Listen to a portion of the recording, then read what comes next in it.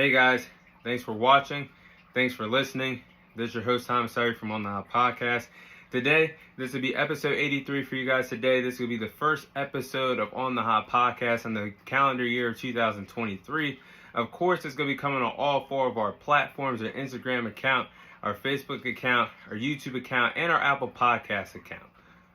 So, this is probably going to be one of the toughest, if not the toughest topic I hopefully ever discuss on this podcast. But starting off today's episode, I'll be sharing my thoughts on the Damar Hamlin situation that unfortunately happened last night during the Buffalo Bills and the Cincinnati Bengals game on Monday Night Football. The reason why I'm talking about this is because this is the biggest headline in the world today, whether it's in sports, whether it's across the world. This is the biggest story, and this is such an unfortunate situation.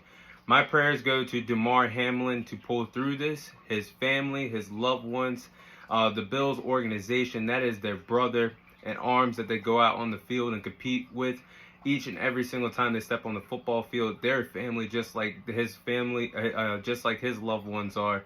Just like the people that care about him, his best friends, those people matter the most. The Bills organization is in my prayers as well. But this is the scariest thing that I've ever seen ever in football. Ever since I started watching football. Ever since I played Pop Warner football. Ever since I played backyard football. Ever since I played high school football. Even watching football, I've never seen something like this happen before. This was very scary. Watching this during the Monday Night Football game, watching the injury timeout, I thought it was just something normal. But then we saw several commercial breaks, I believe 3 or 4 commercial breaks where Damar Hamlin did not get back up to his feet.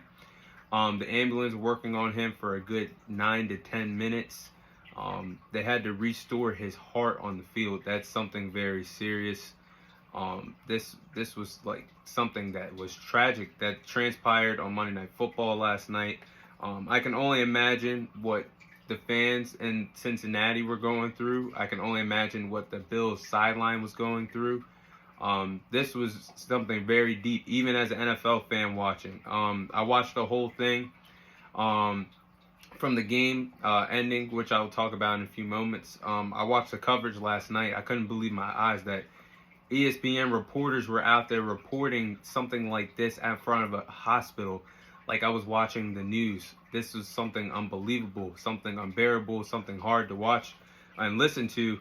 But I give a shout out to both head coaches on both respective teams. Sean McDermott on the Buffalo Bills, their head coach, and Zach Taylor, the Cincinnati Bengals head coach, for not allowing their players to go back out there after last night, after this transpired. I think it was a bad move from the NFL. They can cover it up if they want to. They had these players out there giving them 5 minutes to prepare to get back out there after the Bills just watched their brother get carried out and worked on like that in the middle of the field. You had both players from both teams gathered, locked in arms, praying both together that this guy pulled through. And you mean to tell me that the NFL wanted these guys to warm up and go back out there 5 minutes later? The hell with that. The hell with that. And I'm glad that both coaches sat there and told officials, my guys aren't ready. They went to the locker room. And obviously the game was postponed. Paused, I should say. But now the game will no longer take place. I think it's bigger than football at this particular point, that the game is not going to be made up. Yes, last night, before any of this happened, this was the biggest Monday night game of the year, where you had the Bengals and the Bills going head to head. There was playoff implications on the line for seeding. Bengals could have locked up the AFC North with a win last night, but for this game to go on, there was no need to it. Their players weren't worried about football. You got to think about, this is just bigger than a game. This is someone's life that could potentially be lost, that could have been lost on the field that last night. It's bigger than the game of football. It's bigger than playoff implications. And it's a damn shame that people on social media are going to say these players need to go back out there. The show must go on. And people complaining about fantasy, that there's a fantasy championship implications on the line. We need this game to go on to win their fantasy league. The hell with that. This is someone's life on the line. and you're worried about a football game. You're worried about fantasy championship implications. This is bigger than football. How would you feel if your loved one was out there on the field fighting for their life, having to be rushed out of the stadium, and you see people on social media talking about this game needs to go on? There's so much playoff implications on the line. My fantasy team, my fantasy season will not be complete if this game does not go on. That's just, it's just despicable. It's disgraceful. It's disgusting that I've seen things like this happen, and from a guy, Skip Bayless, that really said the wrong things at the wrong time last night. Really frustrated me. But Damar Hamlin, back to him. He did, for his football this season, he did do a really good job filling in for Micah Hyde, who is on injury reserve, one of the best free safeties in football. He did a good job filling in his shoes this season. Started 14 games this season, was in the middle of the biggest game of his life. Unfortunately, when this happened to him when he went down, he's a former 6th-round pick from the 2021 draft from Pittsburgh. So he's worked his way up onto this loaded, talented Buffalo Bills team, and the team absolutely loves him. And as this was going on yesterday, I got to know more about him on social media. He's a family guy, family-oriented guy. That's everything that you love to see out of an athlete that always cares about his loved ones.